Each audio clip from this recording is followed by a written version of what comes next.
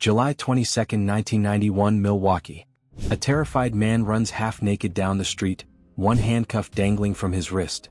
He flags down police, screaming that a man named Jeffrey Dahmer tried to kill him. Officers enter apartment 213. What they find isn't just a crime scene, it's a slaughterhouse from hell. A human head in the refrigerator. 4 more heads in the apartment. A 57-gallon drum filled with acid dissolving 3 torsos. Skeletons, preserved skulls, photos of mutilated bodies, and organs ready to be eaten. This wasn't one murder. This was the end of a 13-year nightmare where Jeffrey Dahmer, the Milwaukee Monster, butchered, raped, and ate 17 young men and boys. Welcome to Brutal Files. Today we dive deep into one of the most depraved serial killers in history. Jeffrey Lionel Dahmer was born on May 21, 1960, in Milwaukee, Wisconsin. On paper, he looked like a normal kid, but darkness was already brewing. His father was often absent. His mother struggled with mental health issues, including a suicide attempt. At just 4 years old, after a hernia surgery, young Jeffrey became withdrawn and isolated. The family moved frequently, finally settling in Ohio. As a teenager, Dahmer had few friends and drank heavily. He realized he was gay but kept it hidden. Most disturbingly, he developed a sick fascination with death. He collected animal carcasses, dissected them, and once nailed a dead dog to a tree. He was quietly preparing for something far worse. Just weeks after graduating high school in 1978, at age 18, Dahmer committed his first murder. He picked up 18-year-old hitchhiker Stephen Hicks. He took him back to his parents' empty house, promising a good time. When Hicks wanted to leave, Dahmer couldn't bear the thought of being alone again. He bludgeoned him with a dumbbell, strangled him, then meticulously dismembered the body. He dissolved parts in acid, crushed bones with a sledgehammer, and scattered the remains in the woods. Hicks' murder went unsolved for years. Dahmer later said the killing awakened something monstrous inside him. Dahmer joined the army but was discharged due to alcoholism. He moved in with his grandmother in Milwaukee. He worked odd jobs but spent nights in gay bars. He started drugging men with sedatives to have sex with their unconscious bodies. In 1987, the urges returned violently that he killed Stephen Twomey in a hotel, then transported the body to his grandmother's basement. From there, the murders accelerated. Victims included James Dockstader, 14, Richard Guerrero, 25, Anthony Sears, 24, whose head and genitals he preserved, and many more, mostly young Black, Asian, or Latino men from vulnerable backgrounds. Dahmer's method became horrifyingly consistent. He lured victims with $50 for photo shoots. Once home, he drugged them, strangled them, then engaged in necrophilia. He photographed every stage, posing the bodies, dismembering them with knives, saws, and drills. He used acid to dissolve flesh, kept skulls as trophies, some painted, and even tried crude lobotomies. He drilled holes in victims' skulls while they were alive and injected acid, hoping to create zombie sex slaves who would obey him forever. One victim, Errol Lindsay, woke up mid-procedure complaining of a headache before Dahmer killed him. He ate parts of some victims, seasoning hearts, livers, biceps, and thighs with meat tenderizer and spices. The kitchen had almost no food, just Crisco and human remains. This wasn't just murder. This was total possession and consumption of another human being. Dahmer was arrested multiple times, indecent exposure, disorderly conduct, and in 1988 for molesting 13-year-old Somsak Synthesumphone. He served time but was released on probation. The most shocking failure came in May 1991. 14-year-old Konorak Synthesumphone, brother of his earlier victim, escaped naked and bleeding. 3 women found him, but police returned him to Dahmer after he claimed it was a lover's quarrel. They never checked the apartment properly. Inside lay the decomposing body of another victim. Dahmer killed Konorak that night. These police blunder later caused massive outrage in Milwaukee's Black community. July 22, 1991. Milwaukee, Wisconsin. The night that finally ended Jeffrey Dahmer's reign of pure terror. Imagine this.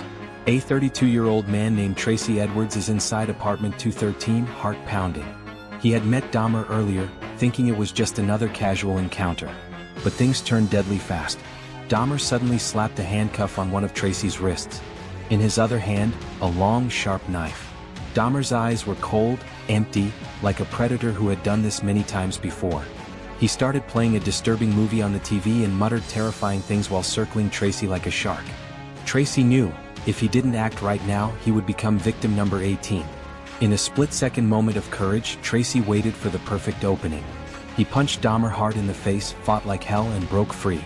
Still wearing that dangling handcuff like a bracelet from hell, he ran out of the building, sprinting down the street, screaming for help. 2 Milwaukee police officers spotted this terrified, partially clothed man waving desperately. Tracy told them everything. "This guy Dahmer tried to kill me.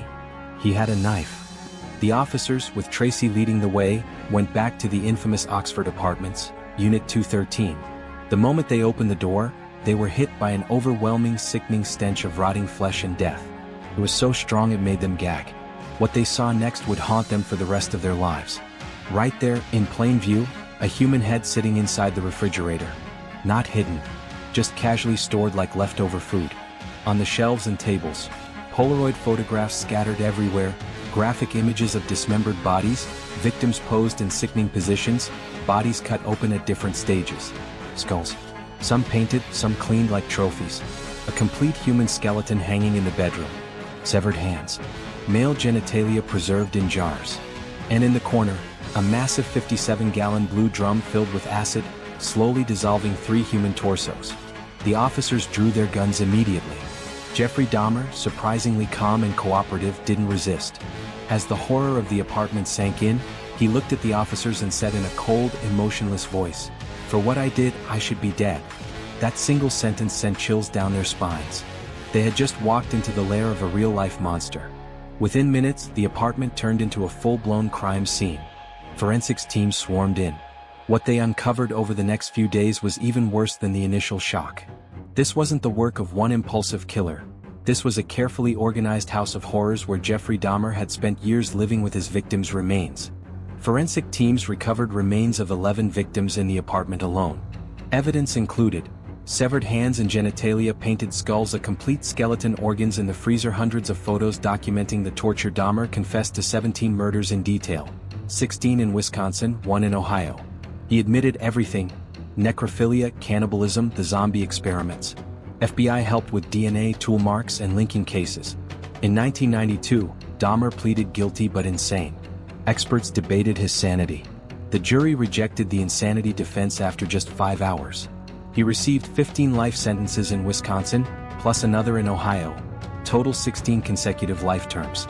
In court he said, "I knew I was sick or evil or both. Now I believe I was sick." Sent to Columbia Correctional Institute, Dahmer was baptized in prison and claimed to find Christianity. On November 28, 1994, fellow inmate Christopher Scarver beat him to death with an iron bar while on cleaning duty. Scarver later said, "God told me to do it." Dahmer was 34.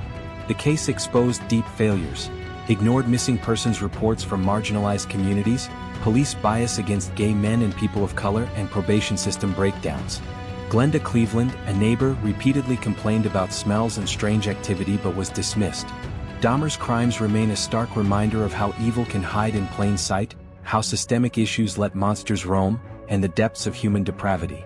His story still shocks the world through documentaries, series, and cases like this. Jeffrey Dahmer didn't just kill, he erased lives in the most horrific ways imaginable. From that first hitchhiker in 1978 to the nightmare in apartment 213, his 17 victims deserve justice. Their names matter: Stephen Hicks, Stephen Twomey, James Dockstader, and all the others whose lives were stolen. What do you think was the biggest failure that let him continue for 13 years? Comment below. If you want more brutal files on monsters like this, like, subscribe, and hit the bell. Stay safe out there, evil walks among us.